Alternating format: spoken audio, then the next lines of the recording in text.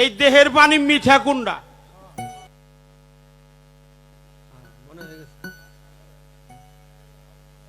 হ্যাঁ মনে আছে, মন থাকবো না? মন নিয়ে আমরা ঘুরি। হ্যাঁ, কারণ হইলো আমি খুব খেয়াল করে গান শুনি। উনি কি গান গায়, কি কথা কয়, কি উত্তর দেয়, কি প্রশ্ন করে, আমার চাইতে ভালো শ্রোতা উনার আর কেউ নাই। আর আমি কি গান গাইতেছি উনি কিন্তু ঠিক কি শুনতাছি। শুনতেছি। কারণ ওনার পরে স্টেজে আবার দাঁড়াইয়া বলতে হবে। আপনি বলছেন তিতে, উমুক পানি তিতে, আমি আর নাম কইলাম না। উমুকটা তিতে, উমুকটা তিতে, পুসিনা মানে ঘাম, এটাও তিতে, নুনটা। হ্যাঁ, তারপরে যেটা ত্যাগ করি ওটাও মিঠা কুন্ডা। আপনি তো খান নাই কোনোদিন, এই জন্য মিঠা তিতে বুঝেন না। আরে আপনি খাইয়া দেখেন, ওটা মিঠাই। আমাকে দেশে যায়েন খাওয়াই। হ্যাঁ, আপনি নবুয়াতের দেশে থাইকে এগুলো পাবেন না। এই বেলায়েতের দেশে আইসা পৌঁছাইলে মিঠা না তিতে আপনি এটা বুঝবেন। আমরা হলে তৈরি করি। মিঠা খাটা খেয়ে চাকলি না, পূর্ণি পাটা হাদিস পড়লি তুই দাখিল হলি। আমাদের দেশে কিছু কবি আছে, ধর একটা কথা মনে হয়েছে। কমু কমু বলেন বলেন জাতীয় কবির নাম কি? বলেন বলেন। বিশ্ব কবির নাম কি? রবীন্দ্রনাথ ঠাকুর। পল্লী কবির নাম কি? জসীমউদ্দিন। এর নামও জসীমউদ্দিন। কি কমু আরো কিছু নাই। নামের নাম জমে টানে। নামের নাম হ্যাঁ জমে টাইনে গেছে গা। নামের নাম তো জমে টানে বাবা। এই পল্লী কবির নাম হলো জসীমউদ্দিন। আইসেন না খালি, একটু কথাটা খেয়াল করে শুনেন আমি কেন এই কথাটা বলি। তোমরা একটু খেয়ালে থাক, একটু খেয়ালে থাক। ও আমারে কইছে তুমি প্রশ্ন করো, তুমি জবাব দাও, কইছে না এটা? এই কথা উনি কয়, অথচ উনি কিন্তু আধা ঘন্টা বইরা ওই কথার উত্তর ঠিকই দিছে। তাহলে এই কথাটা আপনার ঠিক হয় নাই। জালাল কবির গান ওটা আমি গাইছি, কে আপনার কাছে কি কোনোই নাই? ওটার তত্ত্ব নাই। নবী যে এখন আছে কোথায়, এটা তত্ত্ব তো আপনার কাছেও আছে, নবুয়াতের ধারায়ও আছে, আছে কিনা? ও হে কইব না আমার দেখো আইব, আমি কি তোমার বাপ নাকি নাকি? মাইরালছে বেড়াই। হ্যাঁ, মানে হে কইব না আমার দেখো আইব। হ্যাঁ, বাপ হইলেও বাপ, বাপ হইলেও বাপ। আর বাপ না হইলে কোনদিন বাপ হয় না, আসলেই বাপ। নইলে হে আমারে বাপ কয়, নইলে আমি হেরে বাপ। একজন একজনের তো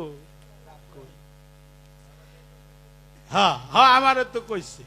এই জন্য কথাটা নামে নামে জমে টাইনা গেছে। উনার নামও জসীমউদ্দিন, পল্লী কবি জসীমউদ্দিন, জাতীয় কবি কাজী নজরুল ইসলাম, বিশ্বকবি রবীন্দ্রনাথ ঠাকুর। এই রবীন্দ্রনাথ ঠাকুর উনি তো সনাতন ধর্মের একজন মানুষ। সকালবেলা শীতের দিনে ওই পাতার মধ্যে নিমের পাতা বাইটা ওইটারে রস কইরা পানি দিয়ে গুইলে প্রত্যেক দিন খাইত। তো দুজনই কবি, একজন জাতীয় কবি আর একজন হইল বিশ্বকবি। কইল খাইয়া শীতের সকাল, পৌষ মাসের দিন, এই মাত্র খাওয়া শেষ করলো, কাঠের চেয়ারে বসছিল। তো বলল স্যার এত সকাল সকাল কি খাইলে?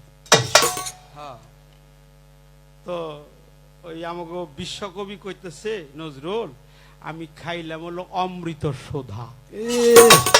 কই কি? বাহ, অমৃত সুধা। অমৃত সুধা। তুমিও কবি, যে খাইছে হেউ কবি, যে প্রশ্ন করছে হেউ কবি। কবিয়ে কবিয়ে লড়াই, যেমন আজকে দুই কবিয়ে লড়াই। আমি কবি না হইলাম, উনি তো কবি।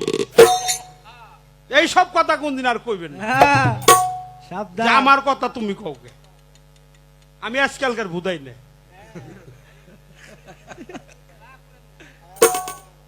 প্রশ্নের উত্তরও দিলেন, আবার এই কথা আপনি কর। হ্যাঁ, হ্যাঁ, হ্যাঁ, বয়স্ক মানুষ তো ও বুঝলে বেশি সারা বড় বাংলা। বড় করতে করতে বেশি বড় হয়ে গেছে। এই জন্য আপনারে বলি, কথা কাইটা দিও না কিন্তু। এই কথা কাটা যাইছো তোমরা আছো, আমাগো লগে ঝগড়া হইতেছে। হ্যাঁ, এটা কিন্তু প্রেমের মারামারি। হ্যাঁ, কিন্তু আমি গালি দেই নাই। গালি দিছি, বকা দিছি, মারছি, মারা হারবো। হে আমারে মারা হারবো, আমার কিছু করা হারবো, করতে পারবো। দুজনই কবি। আমি কবি না হইলাম, সে তো কবি, জাতীয় কবি, প্রেমিক কবি, ভাবুক কবি, বিশ্বকবি, হ্যাঁ, সুফি কবি। তো বললো যে অমৃত সোদা খাইলে তো মানুষ অমর হয়। এটা কইতেছে আমাকে জাতীয় কবি। কই যে কেউ যদি কাঁচের গ্লাসে পানি বা জল তরল জাতীয় কোনো কিছু খায়, দুই এক ফোঁটা দেখেন, থাকে। দেহি কেমন কেমন অমৃত খাইলো। আচ্ছা, নিমের পাতা কেমন হবো?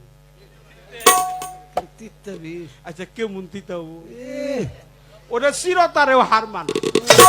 কেমন তিতা যে জব্বর তিতে ওটা চিরতারেও একবারে হার মানাইছে। হার মানি হালাইছে। কলেজে মুখের মধ্যে যখন নিচ্ছে দেখা যায় না জবর তিতা রে। মুখে নিয়ে ঢোক গিলা। হ্যাঁ রে। আর উনি গিলতে পারে না, এত তিতে। কয় স্যার, আপনি কইলেন অমৃত সুধা, আমি না দেখলাম জবর তিতে।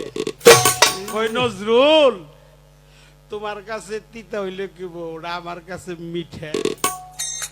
আমার কাছে মিঠা। ওটা আমি খেয়ে খেয়ে অভ্যাস করছি। তাই বাবা, আপনার কাছে তিতা হইলে কি ওটা হলো আমার কাছে মিঠে, কারণ আমি খেয়ে খেয়ে অভ্যাস করছি, আপনিও খেয়ে খেয়ে অভ্যাস কইরে।